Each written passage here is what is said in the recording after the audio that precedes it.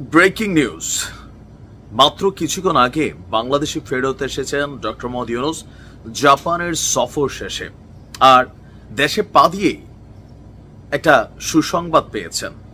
আপনারা জানেন যে এই মুহূর্তে ডক্টর মোহাম্মদ ইউনূসের জন্য সবচেয়ে বড় চ্যালেঞ্জ হচ্ছে বাংলাদেশ জাতীয়তাবাদী দল ওরফে বিএনপির ঘোষিত কর্মসূচিগুলো যখন একের পর এক ডক্টর মোহাম্মদ ইউনূসের সরকারকে চাপ প্রয়োগ করছে, তখন সেই চাপে আরো চাপ তৈরি হয়ে গেছিল যখন জামাত ইসলামের আমির তিনি বলছিলেন জুনের মধ্যেই নির্বাচন হতে হবে, পারলে এর আগে, তবে ডিসেম্বরে সরাসরি তারা বলেনি। একটা অস্থিতিশীল পরিবেশ তখন আরো বড় আকার ধারণ করলো। ডক্টর মোহাম্মদ ইউনূস জাপানের নিক্কেই প্রোগ্রামে গিয়ে তিনি যে বক্তব্য দিয়ে আসলেন, সেই বক্তব্যে একটা ওয়ার্ড লাইন আপ নিশ্চয়ই আপনারা খেয়াল করেছেন, আর সেই ওয়ার্ড লাইন আপ নিয়েও কেউ কেউ বলছেন যে এটার মধ্যে একটা মেসেজ আছে। তিনি বলছিলেন যে প্রথমে হবে সংস্কার, তারপরে হবে বিচার, তারপরে হবে নির্বাচন। তিনটা সিরিয়াল মেনটেন করেছেন। সংস্কার এখনো শেষ হয় নাই, চলমান, তারপর বিচার আওয়ামী লীগের, তারপর হচ্ছে নির্বাচন। আগামী বছর জুনের পর একদিনও সরকার থাকবেন না এতটুকু আশ্বস্ত করলেও আগামী এই অল্প সময়ের মধ্যে বাকি দুইটা কাজ যেটা, এই দুইটা কতটুকু কমপ্লিট করতে পারবেন। তবে আমার ধারণা পরিস্থিতি বদলাতে যাচ্ছে। তবে কেউ কেউ বলছেন জামাতের এমন বক্তব্যের ভ্যালুই বা কতটুকু, তারা তো তাদের এখনো যে নির্বাচনের যে নিবন্ধন, দলীয় নিবন্ধন, সেটাই ফিরে পায়নি। এনসিপির তো নাই, বিএনপি এখন নিবন্ধন আছে, তারা তো ভাই ইলেকশন করবে, কারণ তারা সব দিক থেকে রেডি। দর্শক, বিচারের আগে নির্বাচন হবে না। জামাতের এক বড় নেতা যিনি আছেন বাংলাদেশ জামাত ইসলামের নায়েবে আমির এবং সাবেক সংসদ সদস্য অধ্যাপক মুজিবুর রহমানের বক্তব্যে অনেকটাই তোলপাড় এই মুহূর্তের রাজনীতির মাঠ।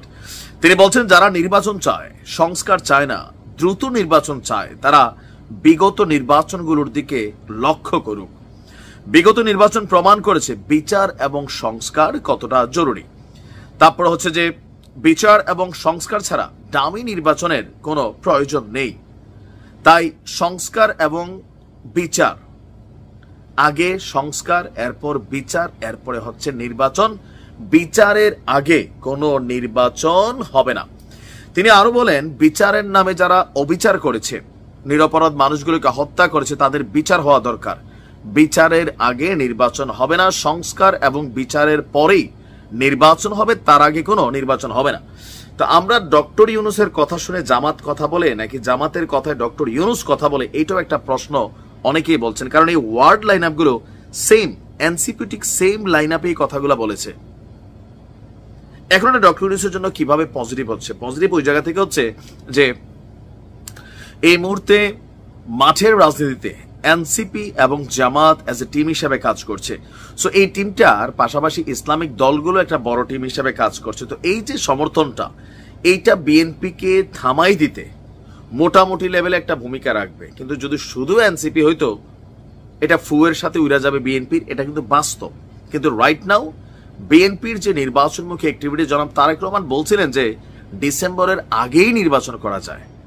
সেইখানে নির্বাচন ইস্যুতে এই মুহূর্তে যে উত্তেজনা একটা ছড়িয়ে পড়েছে, ডক্টর মোহাম্মদ ইউনূসের জাপান সফরে গিয়ে বিএনপি একমাত্র দল নির্বাচন চায় বলার পরে দেখা গেল যে অনেকগুলা দল সেই মার্চ থেকে ডক্টর মোহাম্মদ ইউনূসের কাছে নির্বাচন নিয়ে তারা কথা বলেছেন, তারা সামনে আসলেন। বিএনপি বলছে উদ্দেশ্য প্রণোদিতভাবে আন্তর্জাতিক অঙ্গনে তিনি বিএনপিকে ছোট করেছেন, খাটো করেছেন।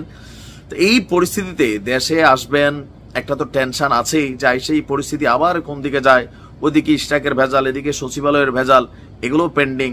তো এর মাঝখানে জামাতের আমিরের এই ভূমিকা, এটা অবশ্যই ওনার জন্য পজিটিভ। তবে এটা কি ওনাদের দলীয় বক্তব্য নাকি অধ্যাপক মুজিব সাহেবের ব্যক্তিগত বক্তব্য, সেটা নিয়ে একটা প্রশ্ন থেকে যায়। তারপরেও কিছুটা সুবাতাস বইছে। ভালো থাকবেন।